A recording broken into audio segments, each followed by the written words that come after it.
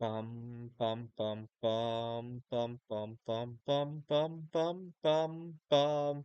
The Peter Dislike Show. Bum bum bum bum bum bum bum. All right, apologies for my earlier video this morning. Bad internet connection. I'm gonna shoot this one and upload it instead of making it live, so hopefully it'll turn out better. But I find that I probably have a much better chance of finding my life partner here in Taiwan or a few other places, anywhere other than the United States, for three reasons. Number one, I think a lot of people in the US get involved in dating for the wrong reasons. There's a lot of people. Uh, we misuse the word dating. For a lot of people, it means meet somebody to have fun for a couple of nights, right? There's too much of that going on, and there's a lot of drinking and abusing your body, right? With either drinking or with food, right? Junk food. I actually view them very similarly. They're all a form of bodily abuse, or whether you do it with a legal substance or an illegal one, it's equally bad for you. Just because something is legal to consume and commonplace, just because you can consume it everywhere, doesn't make it any better, in my opinion. And it's one thing if somebody else wants to do it, sure, live and let live. But when the expectation is that everybody has to do it and you stick out by avoiding it, that's where I run into a lot of drama, right? And the other problem is that back home in the US, people have very short attention spans on just about everything outside of our pop culture, right? So, for example, yesterday I went to a speed dating event, and I find that for the first time in a long time, I could actually tell somebody about all my interests, right? Because I'm not very interested in following our pop culture. You guys know what I'm interested in, my art projects, my computer game programming. Lately, I've been attempting to program my own cryptocurrency, and for the first time in a very long time, I could actually finish my thoughts on this. I can't tell you how many times if I go to a speed dating event in the United States and I try to talk about that, chances are I find that I'm going to walk out the door halfway through the event because I can't get anywhere with it, or somebody else is going to interrupt me. Um, I was using not a dating app, but I was using another app. Well, I don't know how many of my viewers have used it, Time Left, for making connections back home in the United States. And I was on the tail end of my subscription. I was just about to not renew it. I had signed up for 3 months. I was on the tail end of that. And then I went to a couple of them here in Taiwan. It's actually worldwide nowadays. And so I had some good experiences here. So I signed up for another month because I'll be going home on August 15. And I find that for the first time in a long time, I'll go into an event like that. I can actually talk at the table. I can't tell you how many times in the US I would try to say something, I'd be cut off, would be discouraged, and which are very, very short attention span, very selective attention spans, I want to say, back home in the United States. I uh, let's just say that a lot of times at these events, I just want to close my eyes and hurt somebody.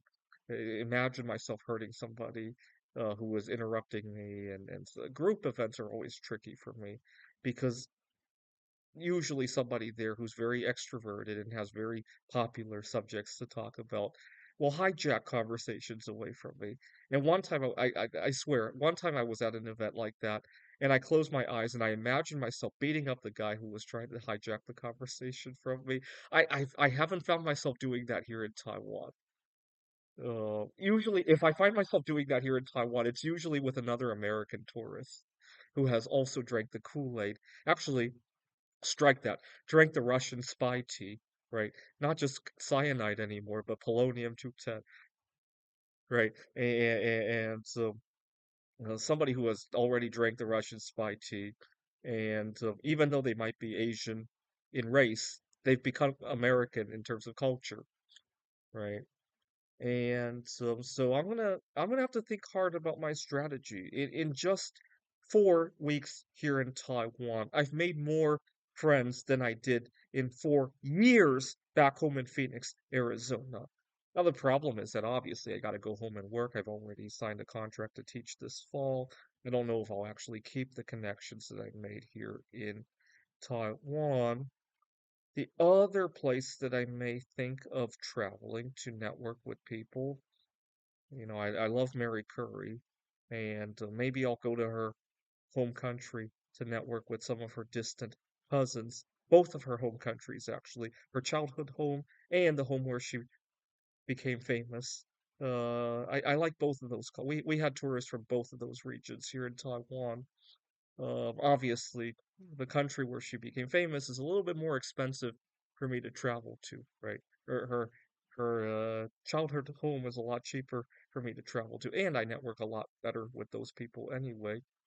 Um, uh, but again, same problem. I probably won't immigrate there, right? Unlike here in Taiwan, where I have a better chance. Actually, I have a funny story of when I went to Poland one time. I had um I had stayed in the hostel.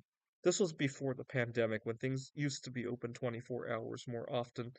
I had gotten up at 3 in the morning and went next door to buy a six-pack of non-alcoholic beer. I love non-alcoholic beer. It's dirt cheap over in Poland. It's almost like drinking bottled water in Poland. And so I gotten up at 3 in the morning to buy a six-pack of non-alcoholic beer. But the next day I woke up, I thought the whole going out for beer was only a dream. It didn't seem because I had gotten up and uh in the middle of the night, I didn't think it was a real thing. I woke up and I found the empty bottles in the room, so I realized, hey, that actually did happen.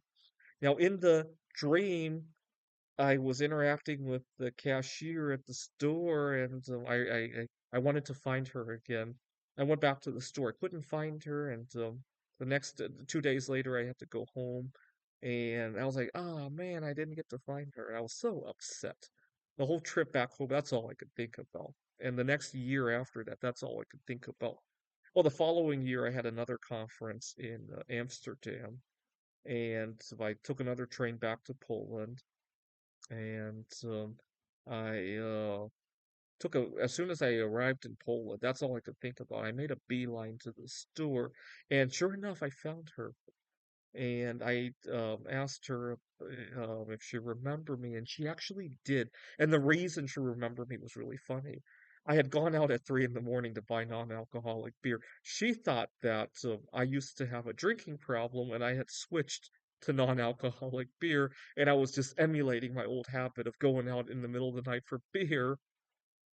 And that was a funny story for her to tell all her colleagues and her family for the last year, and that's why she remembered me.